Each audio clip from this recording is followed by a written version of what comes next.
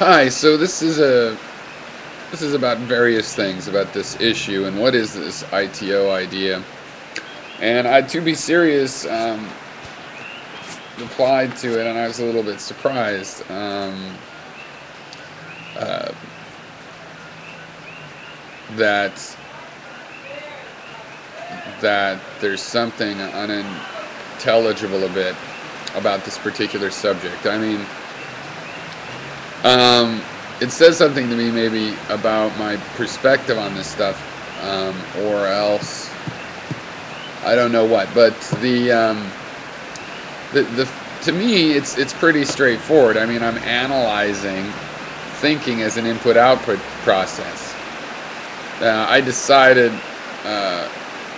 just to go into this formalism. I've had this idea, I think, as I said, since, I don't know, probably 90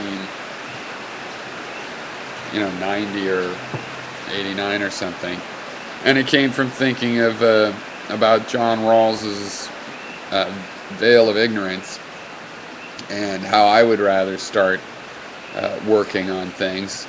And from that necessity, instead of having the attitude of, well, how do you correctly abstract, it's more like a math problem where it's like, well, I just need a symbol to represent that. I can figure out exactly what it means later, but I need to identify this. And it turns out then, if you think, well, what kinds of ways of thinking, what do these work with? If you analyze it as life, then it's immediately bound to these problems of metaphysics and stuff.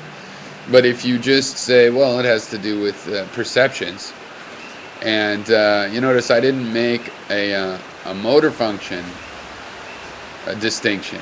Instead, I'm calling it an output. I'm calling it an impression that our perception is of us doing something, whether it's thinking something, acting in some way. So, I mean, how complicated is this idea that thinking, really all processing, has input and output? I mean, it follows from the definition. It's not the kind of thing of like, well, let's look at processing and see if it has input. No, I mean, if something has an effect on the processing, then it's a kind of input to the system. So the bigger issue is, how do I get away with just calling the perceptions, the input? That could be an issue. And, because I brought up the problems of perceptions that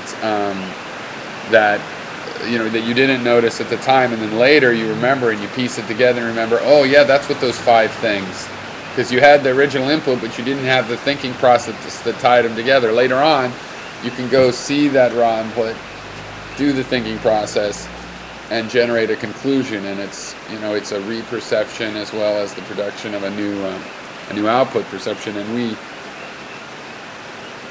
have to, in our systems, preserve this sort of idea that we're producing some sort of result.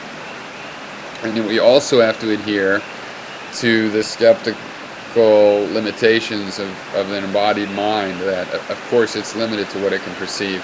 It needs both the mechanics and the incidence of perception, to occur. How complicated is that? Another way of looking at this is Gary had lit on Saturday.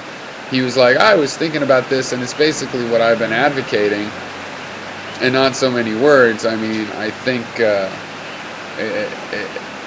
2 things. I think, one, looking at it this way might be somewhat influenced by the conversation, but I also think everybody really looks at things this way anyway, and they just don't know. We just need to become more conscious about, we already think. We just need to become more conscious about all the tricks we play and figure out what we know and what we don't know, what wives' tales don't work, and so on. But it's this idea that you break the overall mind process into little thinking processes. Really, the mind, is easily experienced as a community of things saying, go over here, no, I want to bowl, hey, no, you're going to go golfing, no, you got to do work.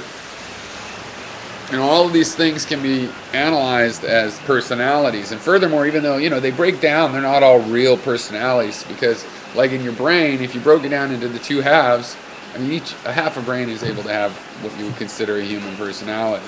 How much do you break it down until it's some little subset that you wouldn't want to call it a personality? Well, it doesn't really matter. That's for the neurologist to figure out, because in terms of this cognitive philosophy of how do you use it, those things are all like they have a common interface. Like with software with a lot of different products, but it all comes up with SQL interface. They have this common interface that we can rely on that makes them perceptible as personalities, and productively so, I mean. These things really do seem to have a conversation. They have to work things out. All the opinions have to be collated. Okay. And I got into how I believe that however you organize this community of ideas that you have, these different ways of thinking, which are all operating at the same time, generating perceptions for each other, reading in perceptions from the senses, the way you organize that community, that's the organization you're going to be stuck with in the real world, and vice versa. So, if people are put in slavery for 1,000 years, and they're in this slave kind of top-down dictatorial approach, that's what they're going to end up having a tendency, not every individual, but there'll be a tendency for them to organize their mind that way. When they have competing desires, one of those desires will be the most brutal one. It'll be like, shut up or we'll get beat,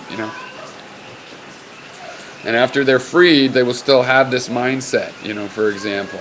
And that mindset, even if they don't want to be officially a slave anymore, whatever, if they still have that mindset, then the kind of system that they'll promote, no matter what trappings they put on it, is going to recapitulate that structure.